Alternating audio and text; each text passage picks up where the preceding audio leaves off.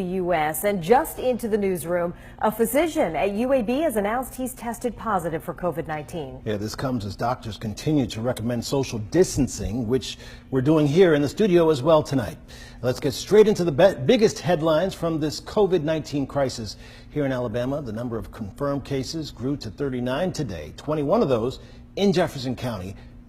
It comes as all 50 states in America are now reporting a case of the illness. West Virginia became the last to report one earlier this evening.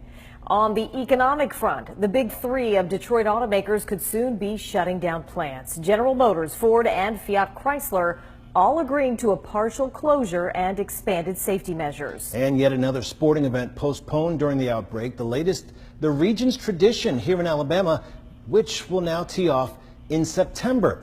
Another big story today, the availability of testing for the virus here in central Alabama. It was cars as far as the eye could see outside the Church of the Highlands Grandview campus today. As WVTM 13's Bria Douglas shows us, hundreds came out to get checked out, and that's prompting a change. It's not a packed parking lot for Sunday service at Church of the Highlands Grandview campus. Instead, the church became a COVID-19 testing site for about 400 people. They're just thankful that they finally have a way to be tested. They finally have an opportunity to get an answer to what they're going through. Not anyone can drive up to be tested. Doctors are only testing people with a fever, cough, or who have been in contact with someone with the virus. We wish we could test everybody, but we need to make sure the people most in need get it first. There's such a large need that tomorrow's testing moves to the Grants Mill Road location, Church of the Highlands' biggest campus. Every Sunday, about 9,000 people go in and out of that facility versus about 3,000 that come in and out of Grandview on Sundays. And so the traffic flows better, the access to the interstate's better. Doctors want to test at least 500 people tomorrow, at which point testing will stop for the day. In Birmingham, Bria Douglas, WVTM 13. And testing starts in the morning at 9. The earliest you can arrive is 6:30 a.m. There is no end date yet for the testing at the Church of the Highlands Grants Mill location. A number of central Alabama counties now under mandatory health orders from the state's Department of Public Health, those surrounding Jefferson County, which continue to have the highest number of cases included in the order: Blount, St. Clair, Shelby, Tuscaloosa, and Walker counties. The order from the state limits gatherings, closes senior centers, cancels school classes, and limits restaurant operations. On WVTM 13 News at 6, we spoke to Alabama's top health officer about this decision and why it was extended. I think over the past week, we've been increasingly concerned that there might be community spread within the Jefferson metro area. And what I mean by that is the cases that are showing up aren't necessarily people who travel to some part of the world where they may have contracted this, but they seem to be cases that in some instances, people who had not traveled at all and were not exposed to anyone they were aware of. Jefferson County is already under a similar order. The announcement made yesterday by the county health department. We are now hearing from a COVID-19 patient here in central Alabama. Earlier today, our Lisa Crane spoke with Darlene, who did not want to share her last name. She recently spent time in Europe and says she didn't hear much about the virus while overseas. Once she returned, she went into quarantine but was cleared to end it. It was only then she tested positive. I only made 2 trips out. So it's doubtful in those 4 days that I would have contracted it here, although it's very possible. People are walking around, they don't know they have it. Because myself, I am totally asymptomatic. I have no COVID symptoms. Darlene says she didn't even feel sick while in Europe. She told us that she's worried and a little stressed, but none of the classic signs of the illness. Some doctors on the front line of the current outbreak are beefing up their first-line defense. That centers on virtual visits or telemedicine. American Family Care says it launched its virtual service today, which is open to everyone, not just current patients. We're told the idea came from patients who expressed concern about coming in for other reasons, like refilling medicines and the risk of getting sicker. By removing that boundary for patients to get their routine medical care taken care of, we can do this over telemedicine because we can prescribe medication and order labs without the patient having to come into our clinics. As for the cost, American Healthcare says most insurers have agreed to cover the expense as part of a copay. For those who aren't, there's a flat fee of $49. Some of you will continue to see a check roll in during the financial fallout of this outbreak, but it might not come from your employer. We're looking at sending checks to Americans immediately. And what we've heard from hardworking Americans, many companies have now shut down, whether it's bars or restaurants. Americans need cash now, and the president wants to get cash now. And I mean now, in the next 2 weeks. The move from the Trump administration is part of a larger stimulus plan it's discussing with Congress. The news helped boost the stock market, which closed up more than 1,000 points today.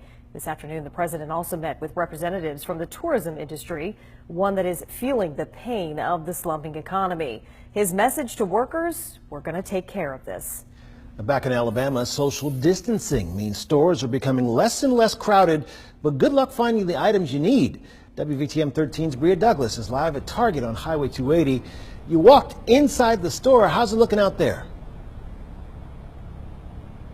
Well, Guy, yesterday I actually lucked out and was able to find some toilet paper at this Target, but at last check, it's all gone. And not only is the toilet paper gone, but there are no more disinfecting wipes, hand sanitizer, gloves, masks, and barely any paper towels. Most shoppers walking out of Target without the items they wanted. Was there anything that you were looking for that you didn't find when you were in there? Aloe vera. Alex Edwards and Jarrett Jackson can't find hand sanitizer, so they want to make their own. Only problem, they can't find the ingredients to do it. It's every single place that we've been to today looking for aloe vera gel, even the Dollar Tree. Bare shelves aren't just an Alabama thing. Dave Drews is from Minnesota with the same shopping experience. All the aisle, I mean, the shelving is wiped out, and the toilet paper, the water, canned goods, and about the same here as in Minneapolis. Was there anything in particular you were looking for in there that you couldn't find? Toilet paper. Toilet paper, yeah. Target is limiting high demand items to 2 per customer, but until the store restocks on hand sanitizer, Jackson and Edwards plan to ration what they have left. And that's how you kill all the bacteria. And Target closes at its normal time at 11 o'clock, but it'll open an hour later in the morning at 9 o'clock to allow employees more time to clean and to stock the shelves. Live in Birmingham, Bria Douglas, WVTM 13. And we're learning more about the news just coming into the WVTM 13 newsroom. UAB says a doctor within its infectious disease division has tested positive for COVID-19. We're told he likely contracted the illness while in New York City. UAB says it's working with health department officials to identify and notify anyone who may have been exposed. COVID-19 is impacting all of our areas of life, including our elections. Tonight, President Trump captured the Republican nomination in his re-election bid. We'll have more on that coming up shortly. Here in Alabama, there's a question now about our upcoming primary runoff. It's scheduled for March 31st, but in a letter responding to the Secretary of State, Alabama's Attorney General said legally it can be postponed, but that decision must be made by the governor. Tonight, Governor Kay Ivey's office said she is reviewing the matter. If it is postponed, the Attorney General says the election must happen before mid-July. Well, the current outbreak also having an impact on Alabama's driver's license offices. Today, the state's law enforcement agency, which operates those offices, announced they will be closing 30 minutes early for the time being. We're told this is so employees can sanitize work areas.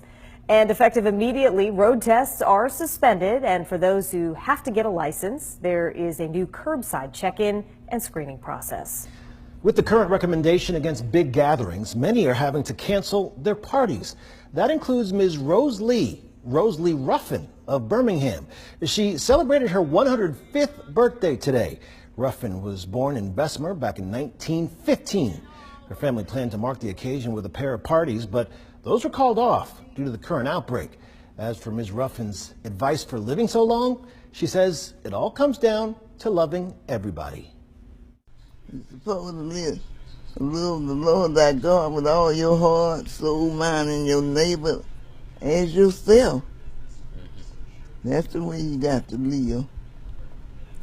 And I love everybody like I love myself. Ms. Ruffin's birthday isn't the only one in the family today. She shares the celebration with her granddaughter. Many people are out shopping for cleaning supplies and getting their basic food needs. As WVTM 13 Xavier Harris tells us, one local teen is using her truck, free time, and determination to help others.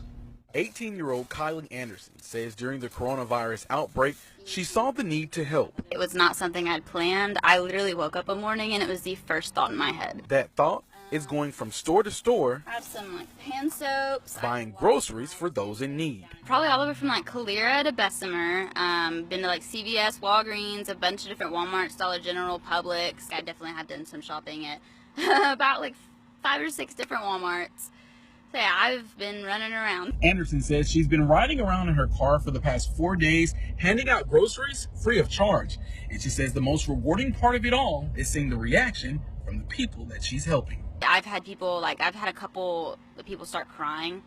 It's been moms, they're single moms, they're having to take care of their kids. They work full time. They either don't have time or they can't afford to go out and get these things. Anderson says although other organizations provide the same type of help like grab-and-go lunches, some moms might not be able to go to the 12 to 1 or whatever gap it is that they're serving those drive-through lunches. And it's just I've made their whole day. It's just they're so grateful for me, and that feels so good. If you would like to meet Anderson to pick up groceries, you can find out where she will be on the WVTM 13 app. In Helena, Xavier Harris, WVTM 13. We want to answer your questions about coronavirus and its effects in your communities. Tomorrow, our investigative unit will host a nationwide hour-long Facebook Live event with a panel of medical experts to address your concerns. Send your questions to investigate@hearst.com, then type in the hashtag coronavirusFBLive and join in. Again, that's tomorrow at noon.